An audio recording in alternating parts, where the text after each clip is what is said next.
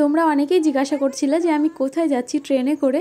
তো চলো আজকের ব্লগটা তোমরা দেখতে থাকো, আশা করি খুব ভালো লাগবে। তো দেখো সকালবেলায় মাকে টাটা বাই বাই করে আমরা এখন চলে যাচ্ছি হরিপুরে বাস স্ট্যান্ডে। ওখান থেকে বাসে উঠবো, আর বাবা উঠবে নাজিপুর থেকে। তো বাবা আমাকে বলে দেবে যে বাবা কোন বাসে উঠেছে, আমিও হরিপুর থেকে সেই বাসে উঠে পড়বো। আর এই যে দেখো আমাদের ফাঁকা রাস্তা, এই রাস্তাটা কিন্তু খুব ভালো লাগে। আমাদের গ্রামে ঢোকার সময় প্রথমে এই রাস্তাটা পড়বে। তো আমরা না অনেকক্ষণ দাঁড়িয়ে আছি, মোটামুটি প্রায় 1 ঘন্টা মতন দাঁড়িয়ে আছি। বাবা উঠছে না, কারণ বাসের সিট পাওয়া যাচ্ছে না। ওই জন্য আমি যাচ্ছি, তো ওই জন্য বাবা ভাবছে যে আমাকে আবার দাঁড় করিয়ে নিয়ে যাবে কৃষ্ণনগর পর্যন্ত। ওই জন্য কিন্তু বাবা ভাবছে যে সিট পাবো তারপরে উঠবো। তো দেখো একটা কেবিনের সিট পেয়েছিল বাবা, আর একটা এমনি সিট পেয়েছিল ভেতরে। তো আমি কেবিনে বসেছি, বাবা সিটে বসেছে। যেহেতু একদম সামনে বসেছি, সব কিছু দেখো কত ক্লিয়ার লাগছে, তাই না দেখতে? আমার অবশ্য এত সামনে বসতে একটু ভয় ভয়ও লাগে। যখনই সাইড দিয়ে গাড়ি যায় মনে হয় এই বুঝি ধাক্কা লেগে গেল, এই বুঝি ধাক্কা লেগে গেল। তো চলো কথা বলতে বলতে দেখো কৃষ্ণনগরে চলে এসেছি। বাবা এই যে টিকিট কাটছে। আর হ্যাঁ, তোমাদের তো বলাই হলো না যে কোথায় যাচ্ছি। আমি যাচ্ছি পিসির বাড়িতে। আমার পিসির বাড়ি হচ্ছে উত্তর 24 পরগনা। তো দেখো এই যে ট্রেন দাঁড়িয়ে আছে, আমাদের টিকিট কাটা কমপ্লিট হয়ে গেছে। এখন কিন্তু ট্রেনে উঠে পড়বো। ট্রেনে উঠেই কিছুক্ষণ পরে দেখছি যে ছোলা সিদ্ধ। আমি 2 বছর মতন আগে একটা পরীক্ষা দিতে গিয়েছিলাম, তখন খেয়েছিলাম এই ছোলা সিদ্ধ, বেশ ভালো লেগেছিল। তো এবারও নিয়ে নিলাম ছোলা সিদ্ধ।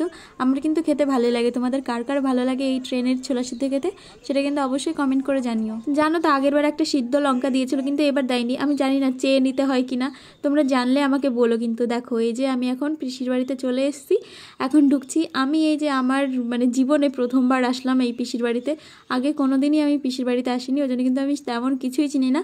চলো আমার পিসিকে তোমাদের দেখাই। এই যে দেখো আমার পিসি, আর ওই যে হচ্ছে মেজো দাদা। আমার পিসির হচ্ছে 3টে ছেলে, 3টে দাদা। তো মেজো দাদা, আর ওই যে দেখো ওটা হচ্ছে ছোট বৌদি। আমরা এসে একটু কিন্তু রেস্ট নিয়ে নিচ্ছি। অনেকটা জার্নি হয়ে গেছে, প্রায় 5 ঘন্টার রাস্তা।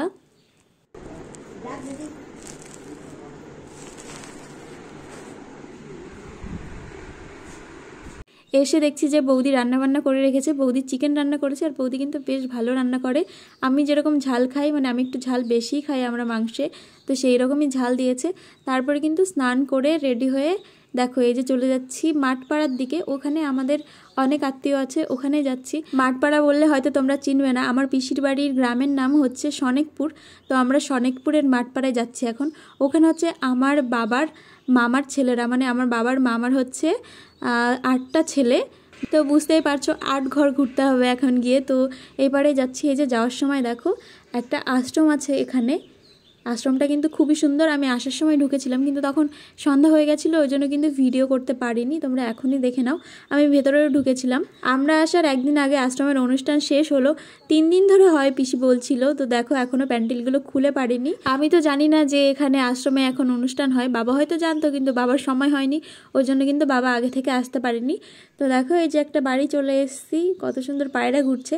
তো এই বাড়িতে কাকা কাকিমা ছিল না, ভাইটা ছিল ওই যে ছাদের উপরে। তারপরে এই বাড়িতে আমরা ঢুকিনি, অন্য বাড়িতে চলে গেছিলাম। তারপরে ঘোরাফেরার পরে আরেকটা বাড়িতে চলে এসেছি। আমি না সঠিক অত চিনি না কাউকে। তো দেখো এই যে 2টো পুচকি ছিল, ওরা কিন্তু খুব সুন্দর নাচ করছিল। ওরা সবাই নাচ শিখছে।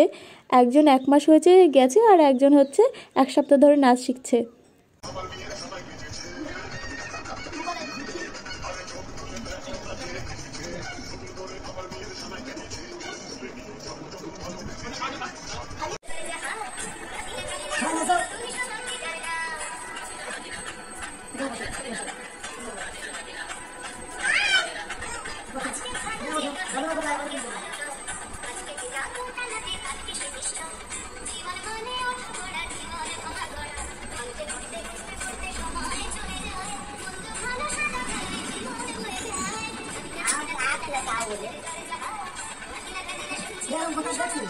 দুজনকে কিন্তু খুবই কিউট দেখতে, আর নাচও কিন্তু খুব ভালো হয়েছে। তার জন্য বাবা কিন্তু ওদের প্রাইজ দিয়েছে।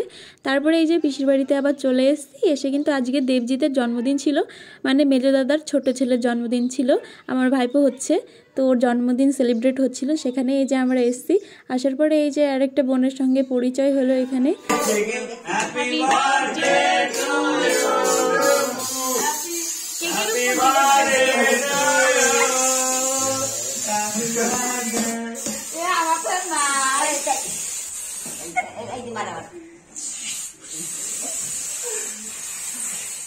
বার্থডে বয় এদিকে পুরো এদিকে কাউন্ট করছে।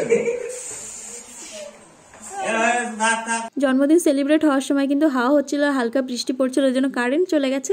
তো দেখো জন্মদিন সেলিব্রেট হওয়ার পরে আমরা কিন্তু খাওয়া দাওয়া করলাম, খাওয়া দাওয়া করে ঘুমিয়ে পড়েছিলাম।